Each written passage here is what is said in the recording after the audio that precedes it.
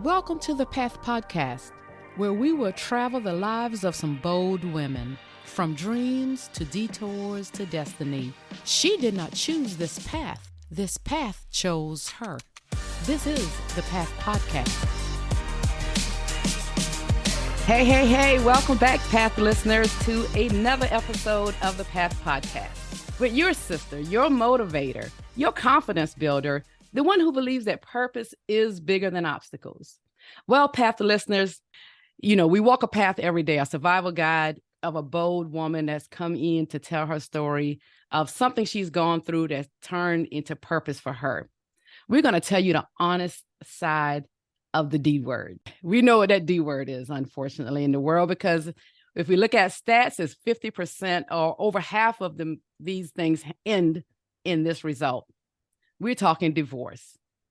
This may surprise some of you to know that divorce follows many of the same patterns of grief. When you lose a spouse to death, emotional pain is expected. And there is a defined grieving process that can make your pain understandable to both yourself and to others. However, when a spouse is lost through divorce, many find themselves without a clear roadmap for how to process both the loss itself and the development of a new life, and their identity being separate from the marriage. But while some divorce is relieving and into the satisfying relationship, for others, the disintegration of the relationship and the divorce itself causes deep psychological distress that keeps you from moving forward. Now you must rectify the loss of your partner and their continued influence over your life and your children. Everyone we know, every divorce is different. Every story is different. But today we're going to walk the story of my special guest. Her name is none other than Nephetia Brown. Let me tell you a little bit about this beautiful lady. Nephetia, growing up in East New York, Brooklyn, she always knew she would be a successful professional and decided to steer her attention into becoming an electrical apprentice in March 2007. Working for Local 3 IBEW, she was trained and taught the trade and became a journeywoman in March 2018. Nephetia took advantage of the opportunity and gained certifications in solar paneling, electrical wiring, communications, and project management. Yeah, she said just to name a few. Most recently, Nephetia added author to her resume. Her first book has received 5 stars and bestseller notoriety on Amazon. It is entitled, which is why we're here today, Rebuilding After Divorce. It's a devotional for those who have gone through divorce or separation. She found the words to get through divorce and prays that her words can help others get through as well. Nephetia currently resides in New Jersey, where she takes pride in caring for her 3 kings, Tyshawn, Rashawn, and Deshawn. Path listeners, help me welcome in this beautiful lady to the Path Podcast. Nephetia, welcome to the Path Podcast. How are you? Whoop, whoop, whoop. I'm awesome. Thank you for that wonderful introduction. Thank you for reading my bio. I appreciate that. No, thank you for that, because there's a lot that you said in there. And let me tell the Path listeners, I found out about Nephetia from one of my past guests who I became a mutual friend with. I became a friend of Tonya Rivers of Mothers in Construction, which is a wonderful podcast. So check her out. Check out her episode of that, which we can learn more about her journey through her profession, which is really ironic to me, because when, we get this idea of what somebody in these fields look like. And with Tonya and other people, y'all have changed even what I see. And because we think of the man, we think of all of this, but girl, you rocking that game big time. So I'm gonna have to bring her back on, Path listeners, because I'm going to be doing some business sides. So we're going to bring her back in to talk about that. But today we're talking this journey of the D word, divorce, and this beautiful devotional she wrote called Rebuilding After Divorce. So Nephetia, first, before we get into your story, I like to start this podcast out asking my signature question.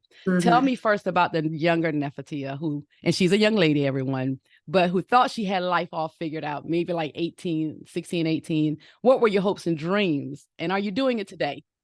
Oh, that's the bone crusher. Because I'm not doing it today. A lot of us 16 are and not. I know. 16 and 18-year-old Nephetia played basketball, high school basketball for A. Philip Randolph Campus High School. I went on to play basketball in college. I was eighth in the nation in rebounding, of course, Division 1, 2, and 3. Nice. I wanted to go overseas to play basketball and become a doctor, become a pediatrician, no less. Yes. So I started the medical part in high school briefly, and then I chickened out. But it's all right because I got it going on anyway. It all works for the best. You know, we always have that one plan and it goes a different way. And sometimes it works great for us. And maybe we were wrong with the plans we thought we wanted because we're 16, 18. Who knows? Sometimes you can, the thing is too, even if you, like I said, I chickened out, even if you chicken out, you can always go back and do it. I mean, becoming a doctor would be a bit much right now. That would be 8 years, but in 8 years, I'd only be 51. See? You She got time, everyone. And it's never too late. It's never too late. Yeah, because they always say we're forever growing. So since we're forever growing and learning, why wouldn't you do it if you choose to? That's right. If you get your boys at a certain age as well, and you feel like, okay, this is my time. That's right. It can be done. Okay, Path listeners, we know and we discovered, me and this queen, we got this mutual journey in our life. Mm-hmm. We experienced divorce. But before we get into that, start from the beginning with Nephetia, getting married, meeting your husband. How was that? Tell me about that life. I met my ex-husband in May of 2010. We met through a mutual friend, through a group chat. But we in this group chat, we would just all crack jokes and talk about current events and, send funny memes or whatever the case is, right? And then we decided to talk on the side. And then we officially met at the end of May, face to face.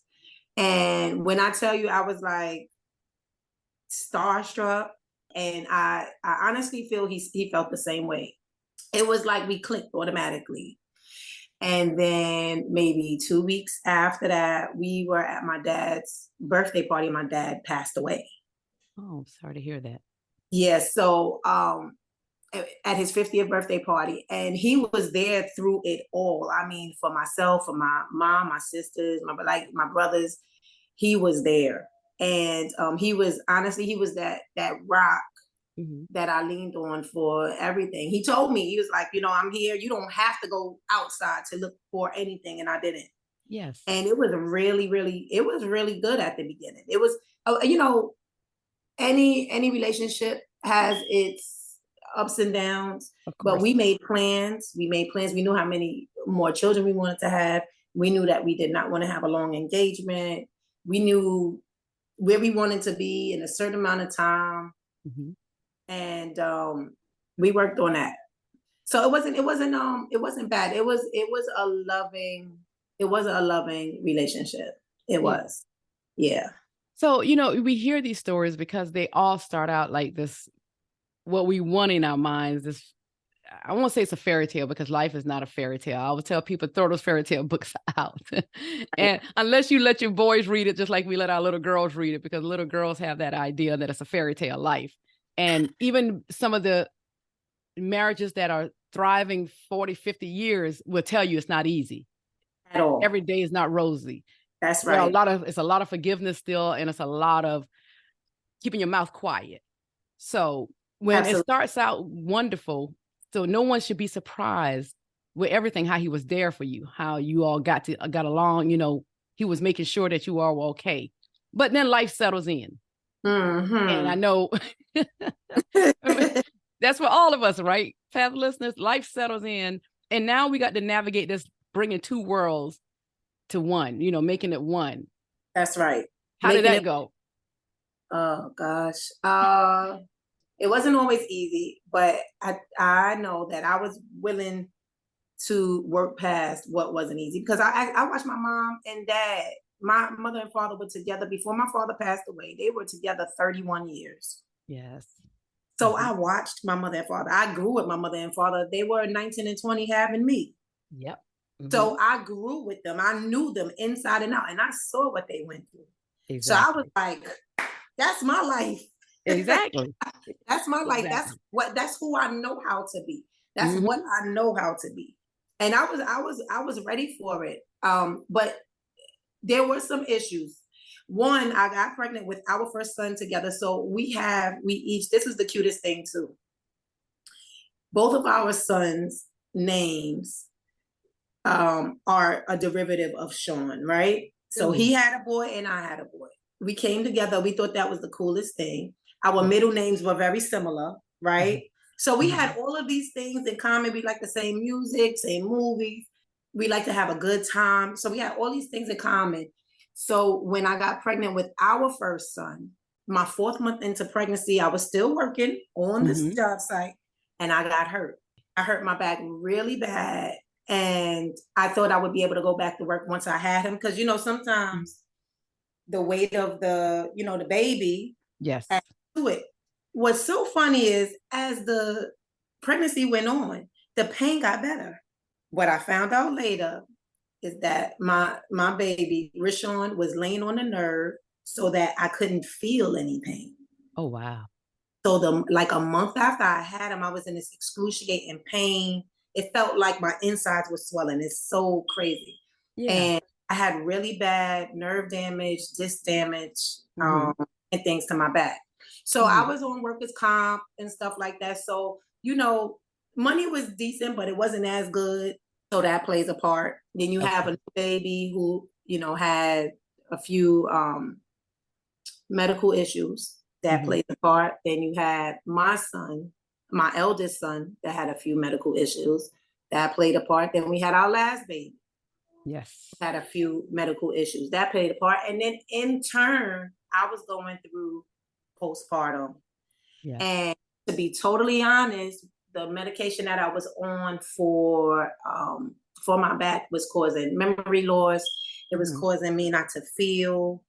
So sometimes the babies, I would have little incidents where I'm like, oh my God, going through things mentally. And I didn't realize that I was addicted to the pain medication. Yeah. Not like you. So people think that automatically they like when you say you're addicted to something, you're like a junkie. Yes. That's not true. Right. Yeah. It does not have to be to that extent, because the whole time you're very, I was very aware. I'm like, I'm not taking this, like overtaking this, because I don't want to become like that. Meanwhile, I was already there and didn't realize it. The medication wasn't really working. I was taking it too often to decrease the amount of pain. So all of those things on my behalf, I don't really want to touch on his behalf, because I think I've forgiven him. Wonderful. For his part. Yes. For the part. It's so I don't want to really touch on his, right? Because we all do things. But from on my side, from my understanding, those things start to play a part in everything. Of course. And let me tell you, Pastor listeners, I want you to hear. I appreciate what you're saying, where you say you don't want to touch on his because it's forgiven. And when something is forgiving, and like we feel like if we're Christians or whatever your faith is, we throw it in that, like God throws our issues in the sea of forgiveness. He just throws it away and say, okay, we're forgiven. That's what we need to do to others.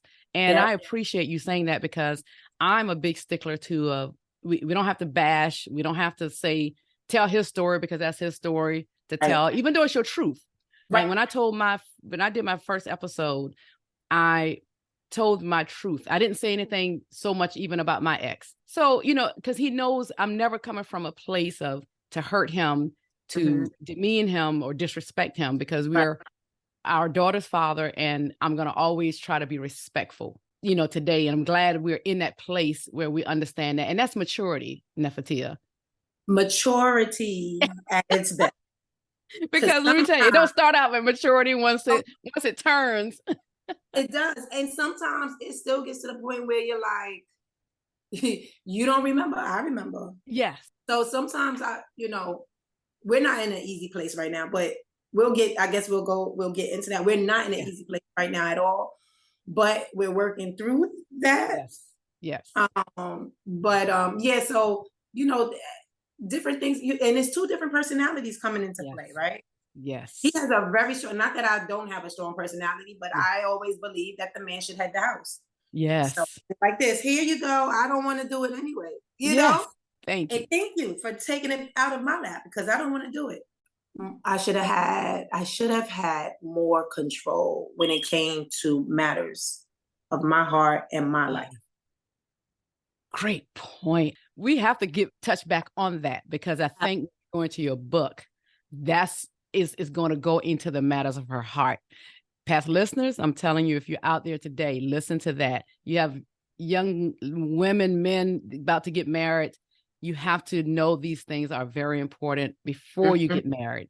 Those are the things that we want people to get now. Now that you got to a place where the marriage was obviously, unfortunately, not working for the two of you. Right. What was that like for you? And what was some of the steps you took to try to say, okay, this ain't working? What happened to the marriage? I was in denial. Mm-hmm. So I was letting a lot of things slide.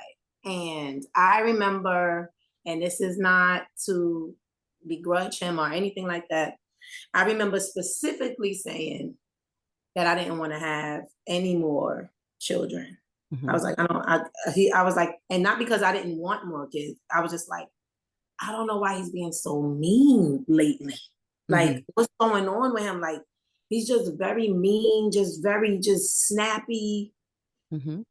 And I remember clearly telling that to my sister and my best friend at the time. Mm-hmm. And I always feel a bit of guilt when I say, and then I found out I was pregnant with my last son the month after. And I'm like, God, I'm sorry. Because please don't take my baby from me. But I know God knew what I was saying. Because he sees all, right? So of course. I was just like, oh my gosh, like he's being so mean. And I don't understand. And I keep asking him why, like trying to talk to him and he's shutting down and things like that. And there was some things going on. Yes. And but I just really at one point like begged him, like, yo, can you talk to me? Because otherwise I'm never gonna know what's going on. Yes. And you have to be careful. When you ask somebody what's wrong, can you talk to me? They will spew out 10 million things. But what did you really, like, what was the concentration of what they spewed? Yeah. Sometimes you got to pay attention to that. And it's hard to pick up on, especially when they're not being really clear. Yes. And they're blaming it on this. They're blaming it on that. But it's going to be something in there that they are going to touch on and maybe not elaborate on. But I picked it up and I said, I know that's not happening. Yeah. Mm-hmm. And it was happening, but I was just in denial. I was in denial. Yeah. Mm-hmm. But and that happens. That happens to a lot of us. It's something when you come to grips to say, okay, I need to pay attention to this. I need to pay attention. We move into, okay, now that the marriage seems like it's not working. When the decision was made, were you pregnant still or? No. So we found out, we were happy. We were like, gosh, now we got to move. Yeah. We were happy. Yes. Wonderful. Things seemed like it was getting better. Mm-hmm. Right. Mm-hmm. We were communicating better because we're like, listen, our family, we asked for our family to expand. Now we got to do something about it. We moved out. We moved into a house. We moved out of our apartment into a house. And things were good. Like things were comfortable. I thought we were really making progress. Right. And even in that, my last pregnancy was a bit rough. I was going to the doctor like every 3 weeks. Yes. Uh-huh. And I was swelling really bad, hurting. He was very concerned. He was there. Yes. And in fact, he was very selfish with me. Like as far as being with me, like he was like, even with our first baby together, he was very selfish about the amount of time, like why you gotta go over? Like I'm going to my mom's or wherever, And he doesn't have a problem with that, but he just like to be there. Yes. When he could all the time, which is great. Wonderful. So now he's right. So I'm thinking that things are getting better. And towards the end of my pregnancy, the second pregnancy, I'm like, what's going on? Because he's kind of switched up again. Yes. You know, things were okay, new baby and stuff like that. We get into, I don't really remember like the timeline. Mm-hmm. Maybe 6 months. Yes. After the baby was born, and he really switched. Mm-hmm. Like he turned that mean thing on again. Yeah. And it wasn't just towards myself. And this is, I guess, it was just like he didn't want really any parts of. It seemed. Let me say that. Of me. You know what I mean? Yeah, I know.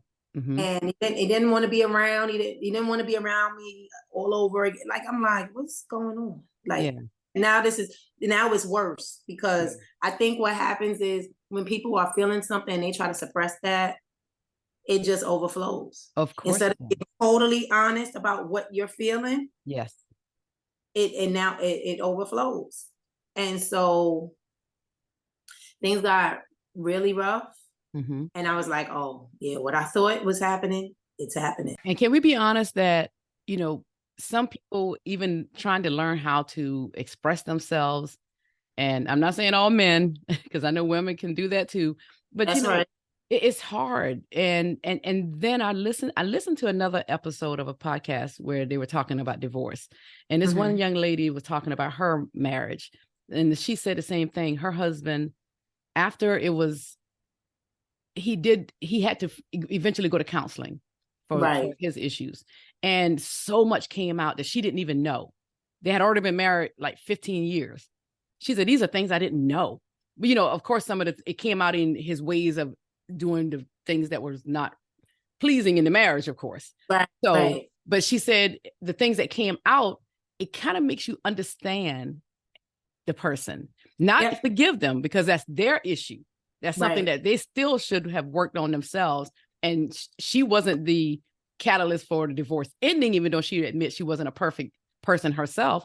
But so my thing is, I want the Path listeners to know, no matter what, like you said, if he started talking or he shutting down in some ways, I've used those words, you didn't use those words, that you never know. What is it? Could have been something that stems from our past that makes him do that for some reason. Come in and be rah there all the time. And then like when you were pregnant and y'all decided to move and try again. And then when life settles and maybe pressures of life again, we never know what throws a person into the ways that they go.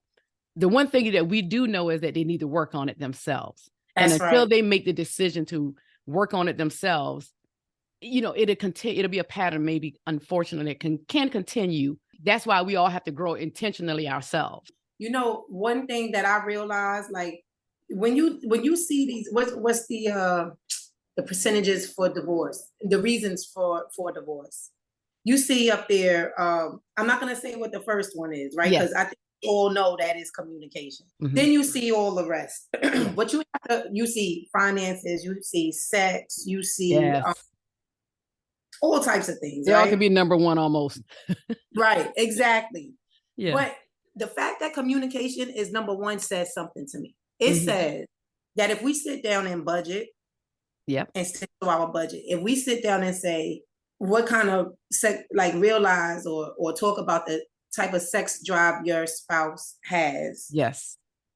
If we sit down and say, well, and this is something too, I don't want to, like I've heard people say they don't want to be under their spouse all the time. So I guess they feel smothered. Yes. Right. Mm-hmm. If we sit down and talk about, listen, I need to go out with my girlfriends or the fellas once a week. Yeah. Like I need some me time and not feel offended by that. Mm-hmm. And even this is a touchy subject too.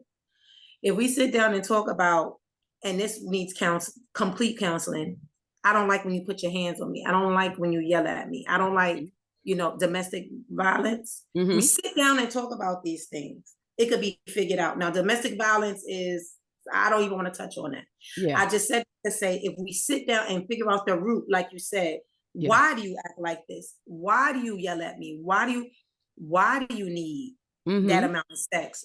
Why aren't our finances working? If we sit down and talk and pay attention to the fact that the number one thing for divorce is lack of communication, then I feel a lot of marriages could be saved. I don't know what everybody else feels, but I feel.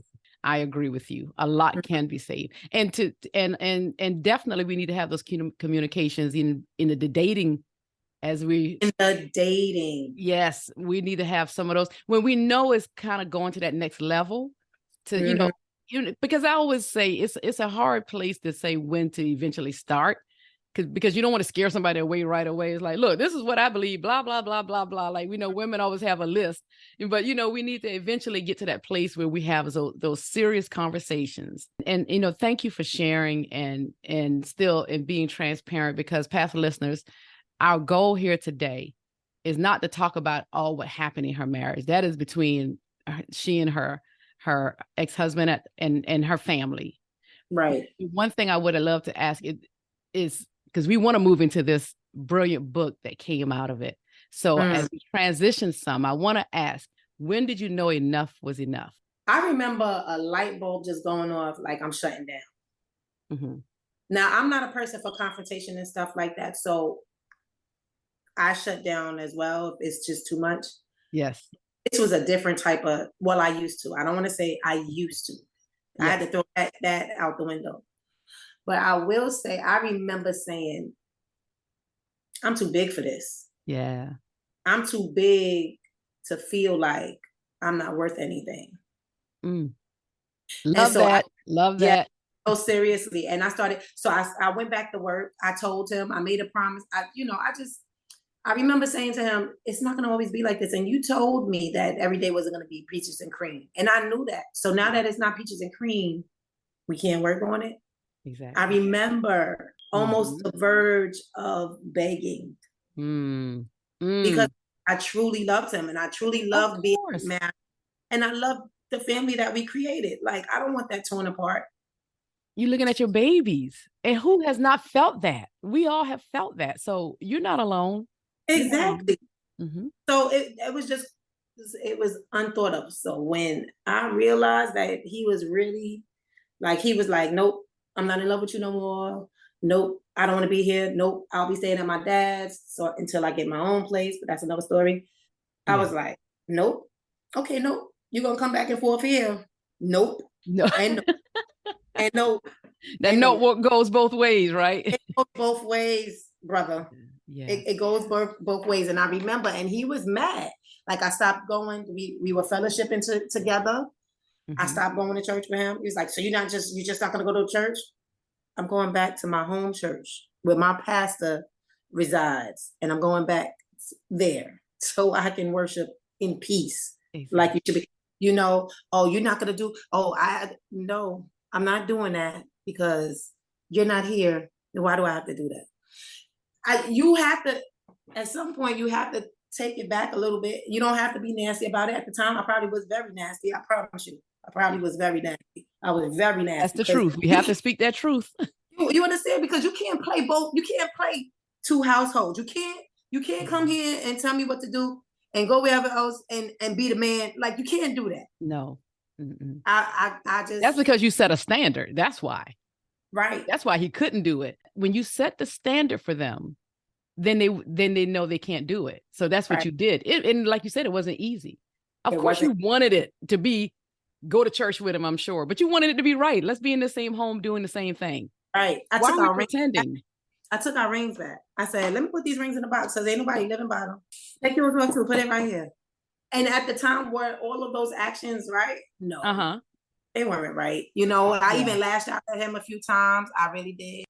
Threw hands. I did things because I felt like the closest person to me at the time was being the worst person to me. But as you go on, as you mature, you learn that you're not going to wrestle with the outside world is not who we wrestle with. No. It's those in our circle. It's those that know what's best that we we wrestle with the most. Yes. I I didn't go about everything correctly. No, I did not. But I knew that I had to like kind of shut myself off. It didn't work, but I knew enough was enough. But I kept myself, I gave myself a year. I said, I gave him a year. I said, if he come back by June of next year, then he could come back. And he didn't come back. Exactly. He didn't come back. So I had to close that chapter because he was getting engaged anyway. He was going to get married to someone else. I think the following year. So I had to close the chapter. You had to close the chapter. I had to close the book. And our journeys, I understand that part of everything you said. It relates somewhat to mine. Or trust me, everybody on the Path podcast know I cursed my ex out for a straight year. It's straight. I always tell people I'm gonna get it out of me. It has to come out. Am I wrong? I'm mature enough to say it was wrong. At the time, but that's how I survived it, and that's what made me feel good. That's right. At the moment, yes, it did. I'm telling you, I was throwing things, and and throwing my hands, and I felt, because that's how I know. That's how I know how to. That's how I know how to fight best. Yes. Right. Yes. In the past. Real quick, hey, let's go. It's not a problem. Yes. Right. Yes. That's how I knew how to fight best. And it felt good at the time. And then as days go by, you like, oh, nothing is working because of that. That ain't serving a purpose. It ain't. It's not helping. It's making it worse. And it's taking energy out of us. Yeah. To do stuff like that. And that's the part we want everybody to learn. So Path listeners, if you're out there doing that today, what we just said, take a deep breath, and this too shall pass. Walk away. Walk away. That's our advice. Walk away. So walk away. I want to go into this book, but I want to ask first, because my care is always the children too. How are your boys? Are your boys dealing with it well, at least as well as to be expected when our children have to deal with divorce? My boys are real good now. Good. They were not. And that makes sense. I understand. My eldest son, he had made a decision to call him dad, although his dad wasn't, his dad was in and out. His dad had some issues, whatever. Yeah. And he made a decision. He told him, you marry my mother, I'll call you dad. Oh. And so when my son, when I tell you, let me just say this, right? My eldest son was told he would not go to college. He would not complete college. He may not even complete high school. He may never live on his own. I looked at that doctor and said, okay. Looked at my son and said, that doctor's a liar, and God is not. You will be everything the opposite of what that doctor said you're going to be, and we're going to work on this. We worked on this thing this far. Yes. You're going to be the total opposite of what he said. Exactly. But he went through some issues, some really bad issues, and that was in the middle of my ex-husband leaving and going back and forth and stuff like that. And my big son was really disappointed, because he was like, I don't understand why you treat me like that. I don't understand why you're not nice to me or my mother. I remember standing in between them.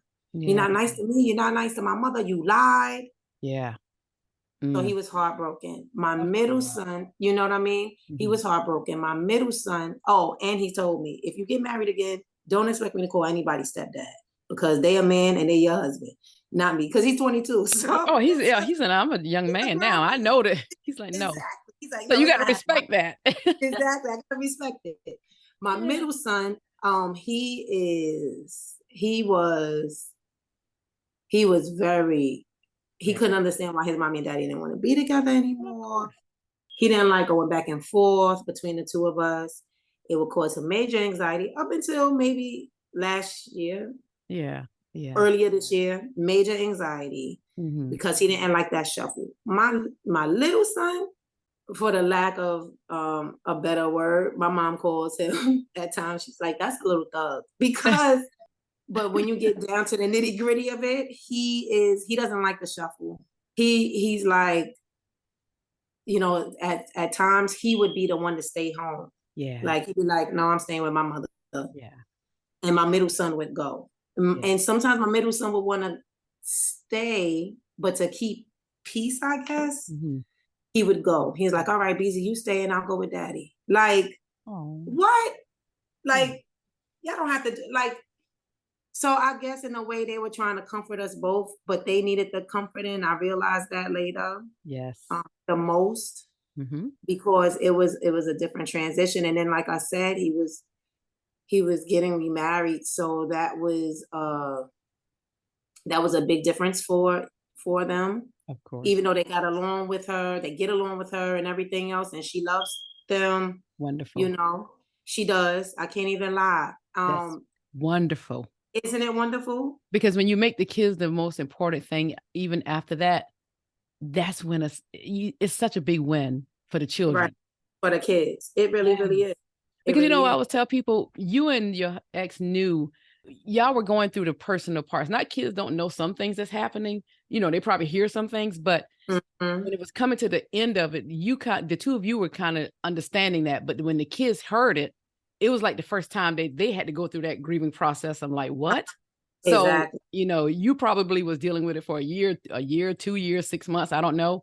Kids are like, this day one for me, y'all. Y'all got to give me some time. Exactly. And give me time to deal with it. Give children time. So I'm glad that it's better. And as well as, like you said, with the new getting married, that is wonderful, where she loved the kids. That's the same way I feel about my ex, his wife. I know she loves my daughter.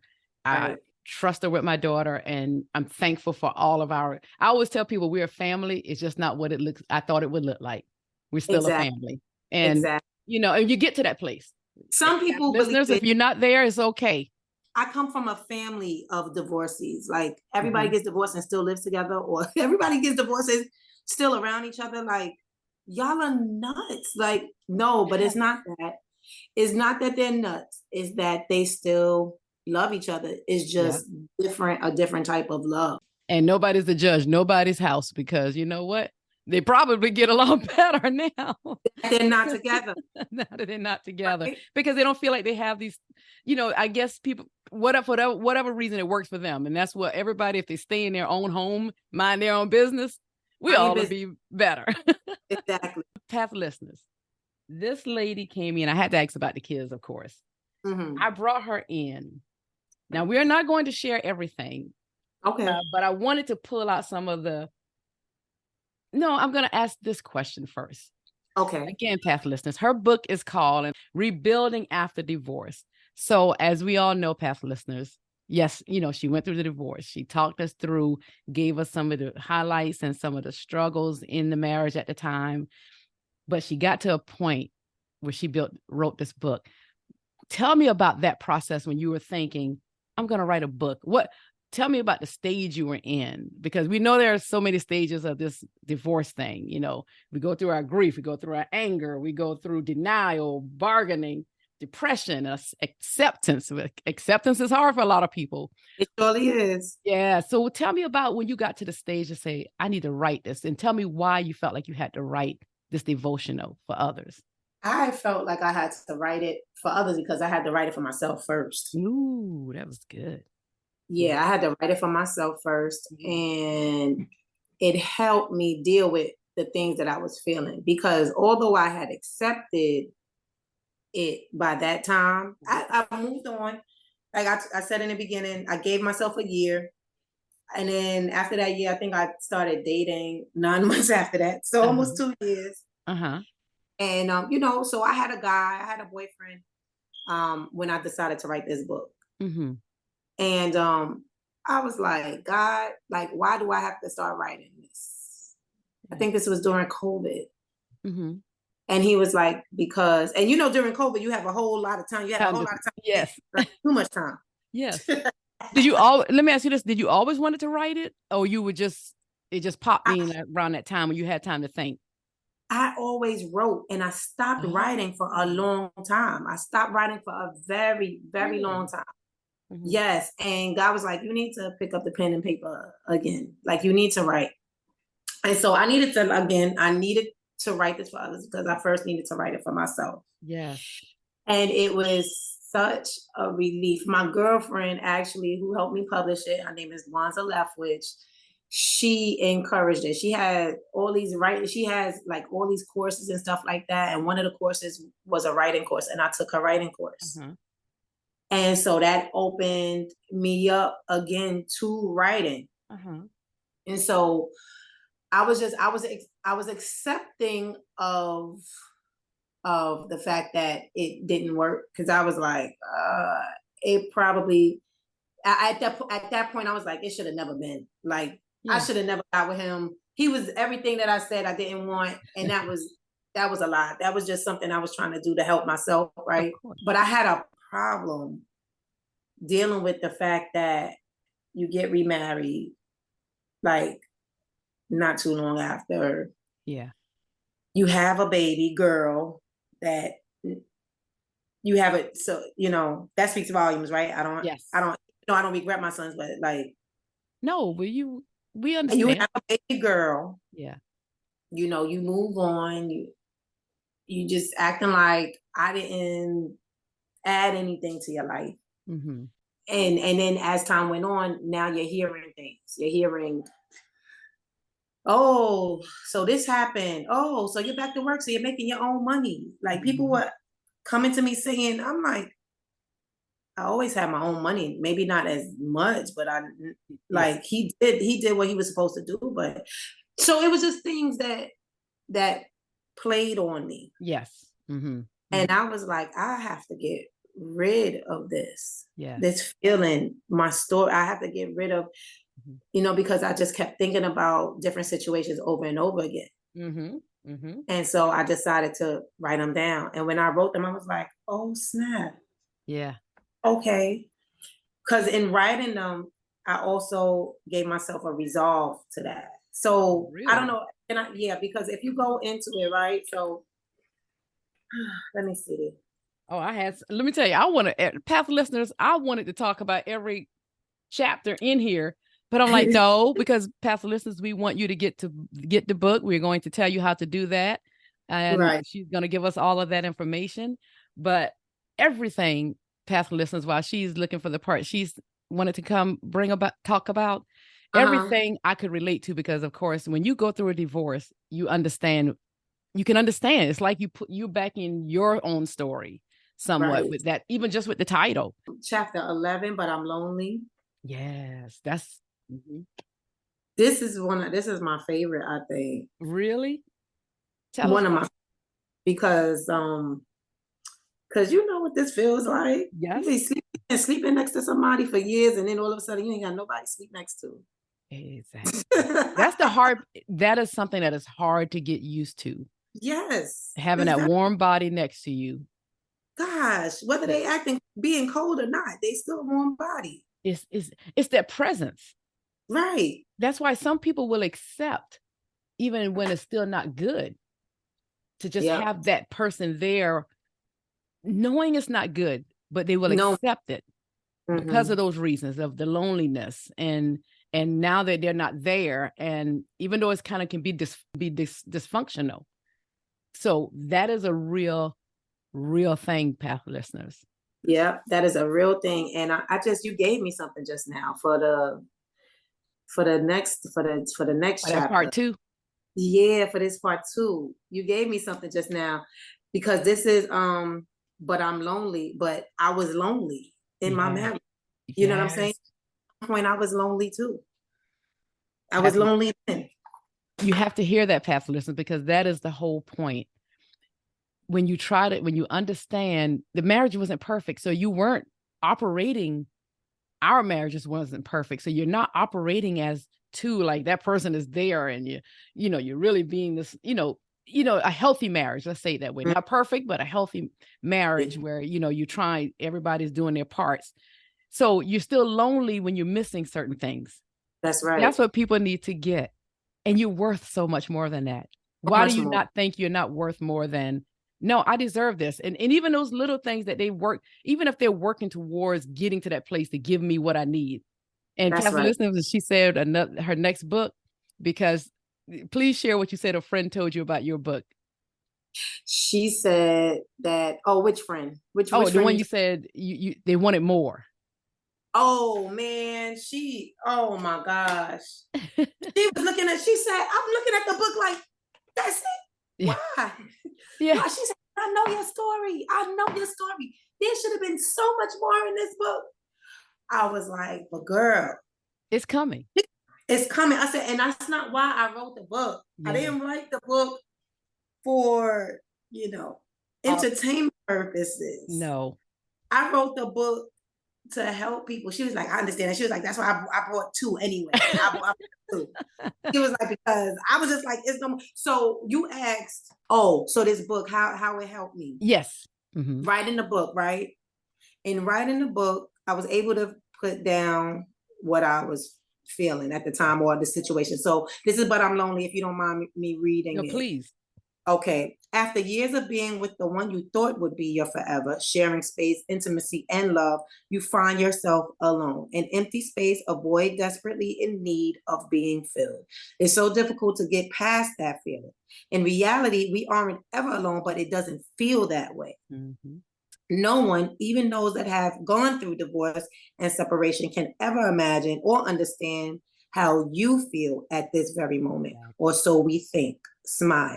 Exactly. This feeling is temporary, and we have to truly thank God for that, because only through Him will our hearts heal enough to make us feel at peace with being alone. Mm-hmm. Being alone means we have more time to spend with God. Being alone means we have more time to set goals, think them through, and execute them. In your alone time, find time to take care of you. Loneliness is temporary. Allow God to step in and refill your spirit. And then I always write a prayer. And I think, and the prayers come to me, like somebody asked me, you wrote all the prayers? I wrote the book. Yeah. I had an editor and a publisher, but I wrote the book. These are truly my words. So yeah, I wrote this prayer. So it's, dear Lord, I surrender all unto you. I know that my relationship with my spouse has ended, but this void I know can only be filled by you, Father. I understand that this feeling is temporary and that I cannot make decisions based on what is temporary. Guide me, God. Show me the way. Show me what lies ahead so I can make my way through this. Show me how to love and appreciate me again, God. In your name I pray.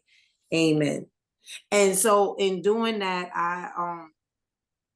because I just felt compelled, like I was like, oh, it's going to be a devotional, but I felt compelled to write that at every end, not just for everybody else, but at that moment, it was truly for myself. And then to ask the questions: what makes you feel alone? Have you had negative thoughts about being alone? How can you turn those thoughts around for your good? And leaving space for notes. Because there's just some things that you should think about in any type of, why am I grieving so hard? Am I not grieving enough? Yes. Mm-hmm. Am I dealing with it? And, and I truly think that the hardest part about divorce is that it is a death and they are still around. Yes, that's the part. That's what they said. They're still around and you have to see them. And it's hard when I read something too. It's hard where people tell you, oh, you should be happy. And it's like, I think people just don't know what to say. That's what it is. They love you. Some people, they do love you. But when they do know your story, it is like, you're better off. And, not saying you're not, but just like, those are not the words I need to hear, because you love the person the right way. You tried to make it work. I don't need to hear that right now because I'm grieving. No, that's not what I need to hear. That's not what I want to hear. Yeah. What I need to hear is that it'll be all right. Mm-hmm. It'll be okay. You'll get through this like you've gotten through other things. Another thing too for me, and I don't mean to ramble. No, I told you in the beginning that my dad passed away at right after his 50th birthday party, right? Yeah. And so, and he was there. My ex-husband was there. Mm-hmm. I dealt with my father passing, but he was there. Yeah. So it would be times where he'd be like, you're not staying in the house. Come on, come outside. He would get off of work because, he worked late shifts. Uh-huh. Come on, we're going to get something to eat. Yeah. Come on, you just come to my house and just, so you don't have to be around, because my dad was loved completely. So people were coming for days and days and days. And he was like, come on, let's go. Where's Tyshawn? Bring him. Like, so he was really my cushion. And then when I realized that he wasn't so cushiony anymore, I went to my father's grave and cried and boohooed and cried and cried and cried. Like, I mean, and he took me there. He didn't want to take you. He took me there. But you were grieving everything. I'm grieving everything. You hear me? Like, I'm grieving everything. Yeah. And you know what's funny about that, Arlene? I clearly remember that my middle son was only 1 at that time. We hadn't even had the second one. So it's true when they say you got to deal with what you're going through first before you can ever take care of something else. You can't just move on. You have to. You know, because you think of death as a natural thing. Death happens. Everybody's going to die. Yeah, but each death is not the same. Each death is not the same. Let me tell you, I had someone on the show as well. She does counseling for people who have lost a loved one, grief in that grief. But she said she also with the death of a marriage or the death of, other things in your life, careers even. So, but she was saying when we pile one thing on top of the other, it's like a compound grief. You're just adding to the next one and the next one. Right. And so if you don't deal with that first one, it's just there. And of course you just pile it, you just throw a little dirt on it. And then you move on, and here comes something else happens in your life. Your job, your career goes a different route. You just like, okay, you don't deal with it. You just pour dirt on it, and you keep going to the next one. That's right. If you don't deal with it, it all comes at some point. You have to deal with it, and then at the end, when you sit and really say, maybe 2020 was the time, like you said, you had to get something. I had to deal. Yeah, you had to. I had to deal. I had to deal with my father not being there. I had to deal with him not being there. Yeah. I had to deal with becoming a single mom again, because I say this too. Single mom does not mean that the parent is not around. Single mom, clearly, it means that you are in the house as a single woman raising children. Raising your children. Period. That's exactly what it is. Okay, I had to deal with that again. My mom, they had lost. She lost her place to a fire. So. She had a fire. She came and she stayed with me, and she helped me out. I had a village helping me. Like I had some of my closest girlfriends, their moms helped me, and I have some older girlfriends that would come and help me. Yeah, I'm talking about women in their 50s and 60s that were there, that knew what it was, and that helped me with my mom. If my mom was working or whatever the case was, somebody else's mom came and helped me. Exactly. That is wonderful.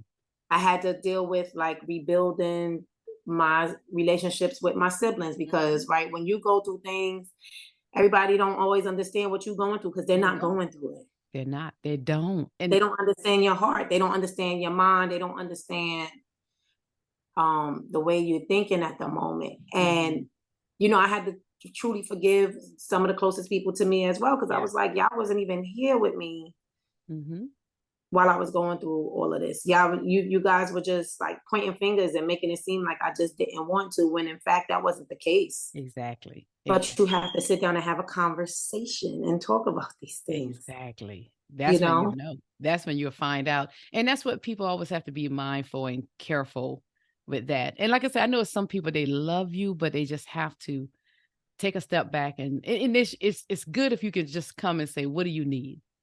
Right. If you don't want to say it right now, let me just sit here with you. I'll just sit here with you if you need me to. But a lot of people don't understand. So people, I think they mean well, but people always need to learn to, pull back on understanding and listen. Just listen. That's what we need. So let me tell you, Pastor listeners, she gave her favorite chapter in the book. They're all great. I couldn't pull anyone out. So since she read that one, I think we need to stick with that one. But I want to tell you just a few of her titles. And please tell us right now while I'm doing it, where can we get the book right now? We'll share that now. You can get the book on Amazon. Amazon. And I'm on Amazon. I have a Bitly and stuff like, but it all leads to Amazon. Right for now. Source of Knowledge, if you're in the Newark area, Source of Knowledge bookstores, a Black-owned bookstore, you could get a copy there. I also have always have copies on hand. So if you ain't, hey, Miss Neff, can you send me? Absolutely, I will send you a copy. Just email me at nephetiabrown@gmail.com. And that's where you can get them right now. I'm working on the ebook. I'm working on it. Okay. Yeah, I'm working on it. Good. So what, past listeners, I will put that in the show notes. This book, this journal, I keep calling it a book, but this journal, devotional, is a devotional / you got places you can write that almost like you're journaling to me as well, because you're journaling your feelings of the questions she asked at the end of each chapter. Like she said earlier, she said, if love could, that's her first chapter. I was going to talk about truth is. You should. Truth is. So let's go to truth is. Come on, let's talk about it. I'm going to let her read, part of it, and that's all we'll do, because we are not going to give you everything here, past listeners. We sitting down in your quiet time, like she did. It was therapy, I'm sure, like she said, writing this. So if you're going through something right now, it'll be therapy for you as well, in your own time and space. So let's talk about truth, because I know for sake of time, I can talk to her for 2 hours, I know. And I need to learn to be, we did, right? The first time we spoke, we did. Yeah, we did. It's easy to do, trust me, especially when our intentions are the same, to help people. So let's talk about truth is, chapter 2. Well, so I'm just going to read it. The hard truth is that sometimes something went wrong along the way and no one stopped to fix it. You both forgot that you are not just married to one another, but that you are in covenant with God. Life gets away from us all.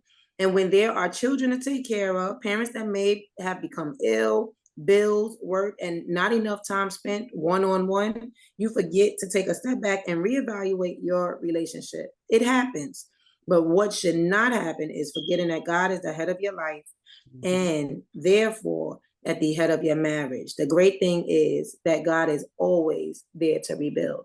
So I don't just speak about getting that divorce and sticking to the divorce. Yes. What if you're thinking about divorce, but you're not certain that you should get a divorce? You know what I mean? Because things, like I said, things happen along the way. You don't always know how to deal with these things. Yes. But you have to get to a point where you say to yourself, listen, if it could be fixed, it can be fixed. Let's fix it. Thank you. Just fix it. Get it done. Get it done. Hard times, people know how to accept hard times in their work. That just is because you got to make the money. All right. But you don't go home to your work. You leave work to go home. You leave your home to go to work, and then you leave work to come back home. Yes. So where's that same care for your marriage? Yes.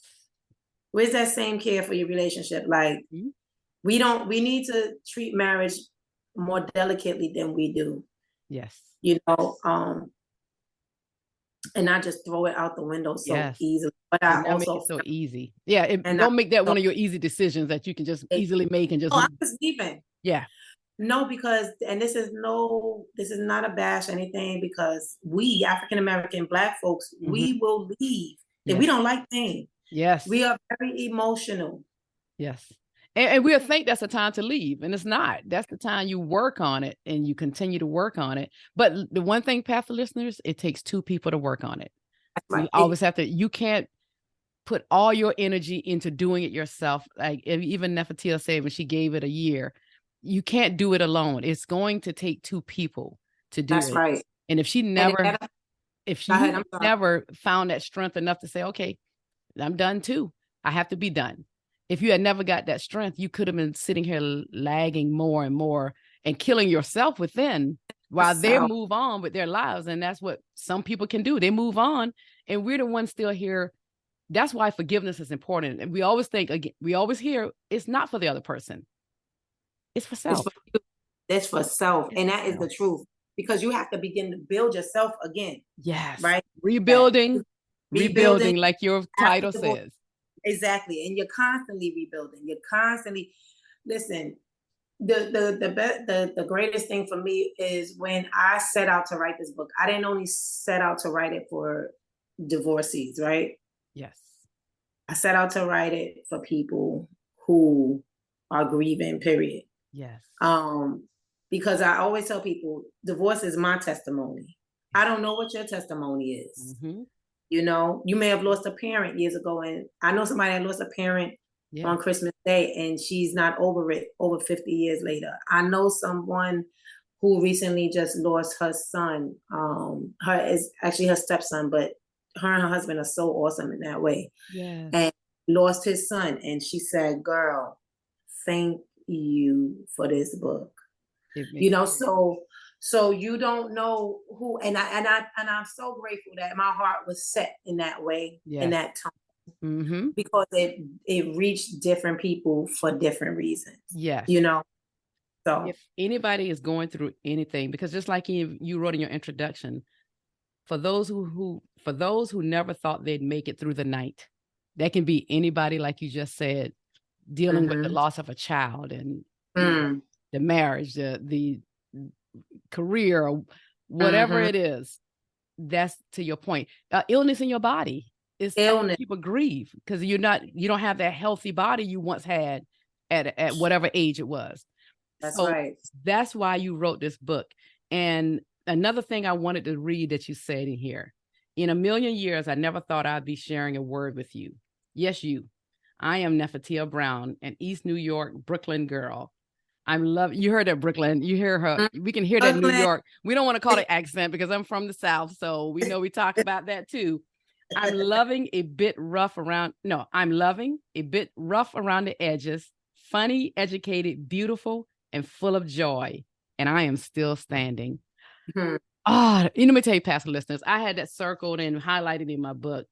And that's why this devotional can be for anybody going through anything. That's right. Because she's, like you said, I'm still standing. And we don't profess to know the other things like we've already said, what others go through, but you can still stand after you do the work. It's going to be hard and painful, but you can do the work. And some of her titles in here, again, Gotta Save Face, Why Me, Changing Faces, Loud Silence, which is critical. Choose You, those things. I Am Healed, going into a friendly healing, available to you, revamp your life, let your light so shine. I only called out a few from, it's like you went through like some of the painful parts into the healing parts, and which is critical when you are intentional about helping people heal. And this devotion, I'm telling you, past listeners, you can't go wrong if you get it. I wanted to bring something else that you wrote. You said, in my journey dealing with divorce, I had to remember that God had blessed me with a business, a career, my beautiful sons, and a life. And the reason I wanted to pull that out is because I need people to always say, let me ask you, why did you write that? Why did you feel like you had to write out something like that? Because when we are in pain, we don't remember that we have good things going on. Like I really forget everything that I've done in my life, even though I'm still not where I want to be or should be, right? Or whatever. I'm still doing good things. I'm still even being here on your podcast, like where you reach people, you forget about yourself. Yes. You focus so much on the pain. Yes.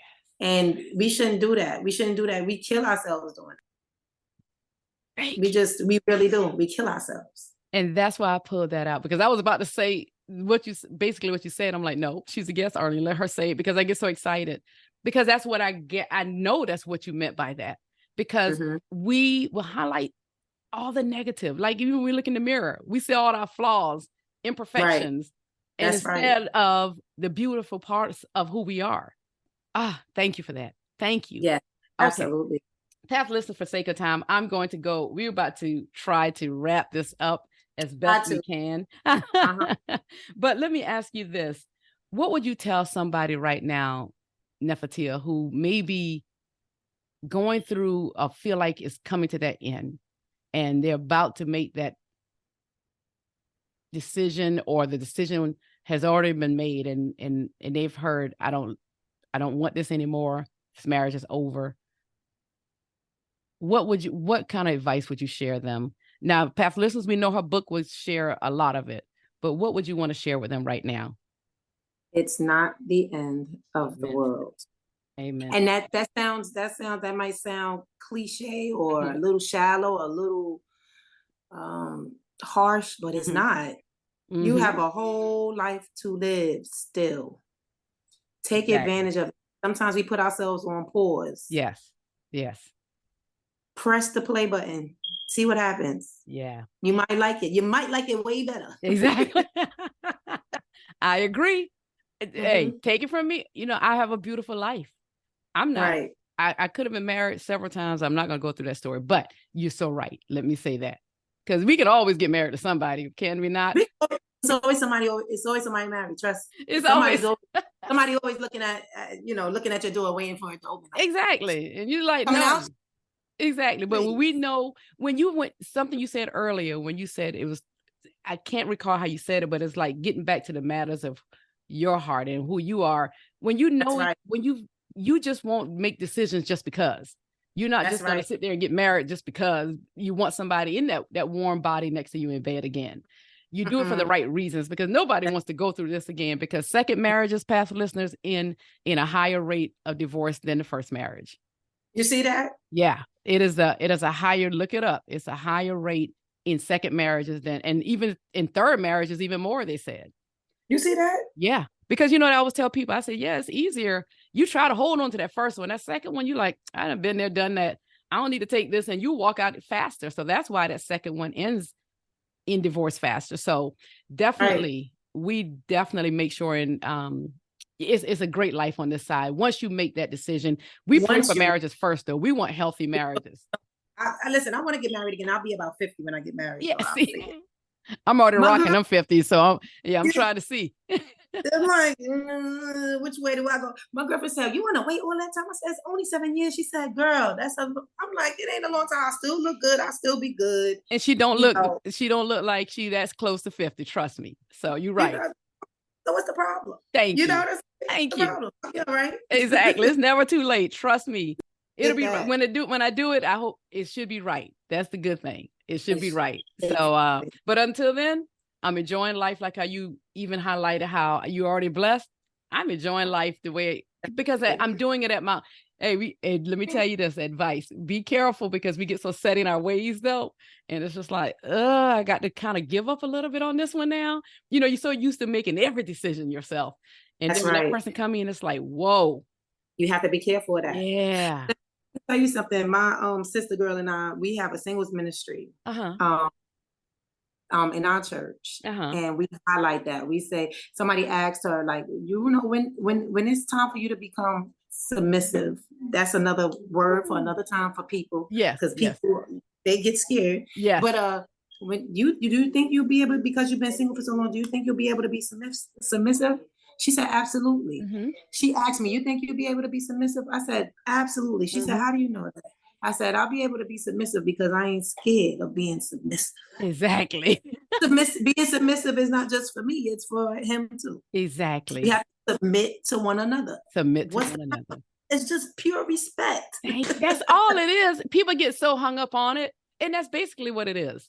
And it's always going to be that give a little, take a little. As long as you ain't giving up your character or who you are, your firstborn, it's right. We are good. Yeah, you're submitting to one another, and that's right. Love that. I love that. Absolutely. So let me ask you this question: is there anything that you would like to share that I failed to ask that you want to share with the past listeners today? I do. So I had mentioned to you that I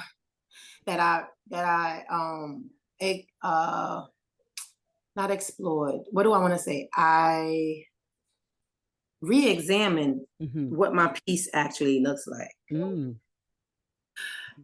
I was kind of pacifying my ex. So he's a little angry with me right now. Yeah. Or annoyed. I shouldn't say angry. Maybe annoyed. I don't know. I didn't ask him if he was. Yeah.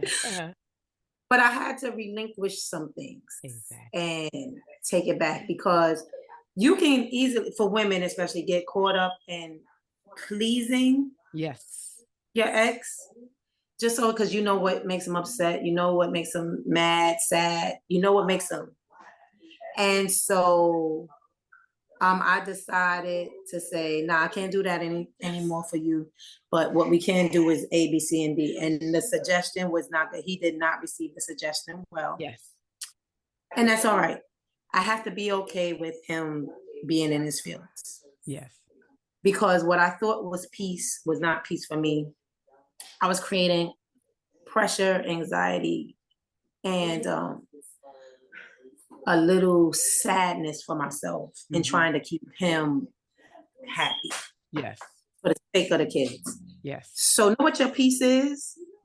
Stand your ground, stick to your guns. I'm not saying be nasty. We don't have time. We don't have time for being nasty. No, we don't. But I'm saying be true to you. If you know something is right in your heart of hearts, and God says, I told you this is what you need to do it.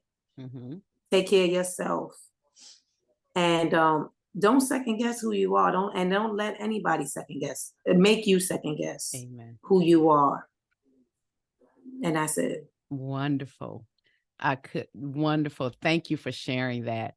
Now tell us again how we can get this book and how to connect with you if someone wants to invite you on their show, their podcast, their show, whatever they're doing. Tell us how people can connect with you and get your book again. You can email me at nephetiabrown@gmail.com if you would like to hear my story in person, via Zoom, etc., etc. My book is currently on Amazon. It is called Rebuilding After Divorce.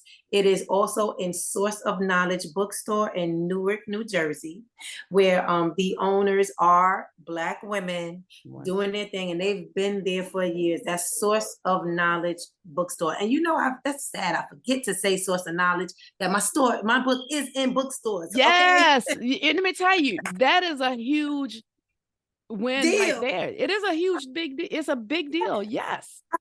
Mention that to people. It's in Source of Knowledge bookstore. Yes. In Newark, New Jersey, on Broad Street. You can also on my Instagram is called Brownie Rebuilds. That's the @ name. Hold on a minute. Oh, and Rebuilding After Divorce on Facebook. And Rebuilding After Divorce on Facebook. Okay. That's right. Yeah. So you have a page with that. Okay. Wonderful. I have a Rebuilding page. I have my private page, but Rebuilding After Divorce, that's where you contact me for my book information. Good. Wonderful. Yep. Well, great. Well, let me tell you, Nephetia, I can't thank you enough for coming on the Path Podcast. It's been a pleasure. I always still say, because of that journey of where you are today. The pleasure is never, past listeners, what you had to go through, but we know this is a part of our lives. And when we go through these things, it's not just for us. And thank you for sharing your story to help someone else to know that they can navigate this path and see that there's a life after divorce. Not saying even after divorce is perfect. When you find that perfection and making sure you're intentional about your own health and healing, you're still winning at life. And all the positive things you already said. You got your 3 beautiful boys, your business. That's right. That's right. And your own self-knowledge of learning who, again, Nephetia is and who she's growing into. Past listeners, that divorce is not your end. Just know that. And I wanted to end with one other thing. Getting divorced broke our heart. And getting divorced was the most freeing experience of our lives after we did the work. Both are true. And this can be your story. We don't condone divorce except if it's the only option, because it takes 2 people to make a healthy, committed relationship work. That's right. Past listeners, we hope that you will get this book.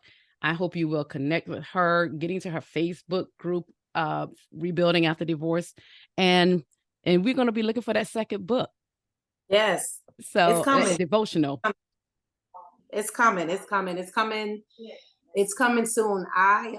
I want to be done by writing by next April. So it's wonderful. coming. So past listeners, I will let you know, because when I connect with these bold women, I connect for life, because we're all in these about building our businesses, and we're going to highlight each other. Just like she said, she's in bookstores, Source of Knowledge bookstore. We're highlighting these bold women doing in their lane, doing what they're supposed to be doing. So Nephetia, thank you for talking to me and the past listeners today. Thank you so much for having me, Arlene. I pray that we can meet later on in the future, like face to face. That would be so awesome. We will. And for allowing me to share my story. I really do. Thank you. Maybe when I have that big event one day, you might have to come to the ATL. That I might have to come to the ATL. Past listeners, until next time.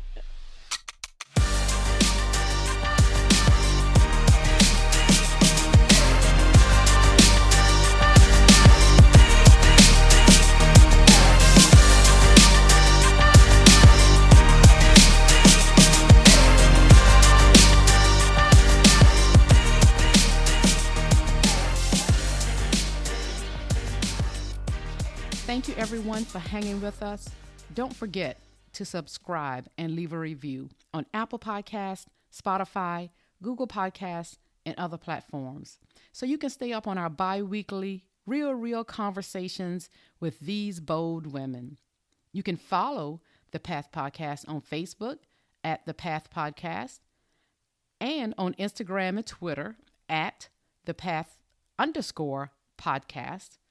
And if you would like to be a guest on the show or have questions for a future show, you can email us at thepath4ward@gmail.com.